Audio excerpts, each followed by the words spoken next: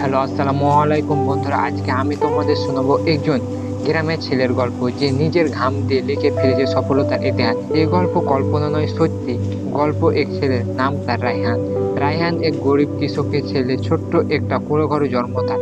বাবা সারাদিন হাড় ভাঙা খাটুনি করে পেটে দুবেলা খাবার জোগান করত, আর মা রান্নাঘর এবং সংসার সামলে ছেলের স্বপ্ন বুনতো মনে মনে। স্কুল থেকে ফিরে রায়হান কখনো মাঠের কাজ করতো, কখনো দোকানে গিয়ে মজুরি, কিন্তু সন্ধ্যা নামলে সে হারিকেন জ্বালিয়ে বইয়ের পাতায় ডুবে যেত। বন্ধুরা যখন খেলায় ব্যস্ত, তখন সে ভবিষ্যতের জন্য লড়ছে একা। এসএসসিতে রায়হান জিপিএ 5 পায়। সারা গ্রাম দেখে, হ্যাঁ, এই ছেলেটা একদিন বড় কিছু করবে। কিন্তু সমস্যা একটাই, টাকার অভাব। তবুও রায়হান থামে না। দিন দিনে দোকানে, রাতে টিউশন, নিজের পড়াশোনা, এইসব একসাথে চালিয়ে যেতে থাকে। অবশেষে রায়হান ভর্তি হয় দেশের একটি নামকরা সরকারি বিশ্ববিদ্যালয়ে। সেই ছেলে এখন চাকরি করে, সংসার চালায়, আর গ্রামের বাচ্চাদের পড়ায়, যেন তার মতো আর কেউ স্বপ্ন হারিয়ে না ফেলে।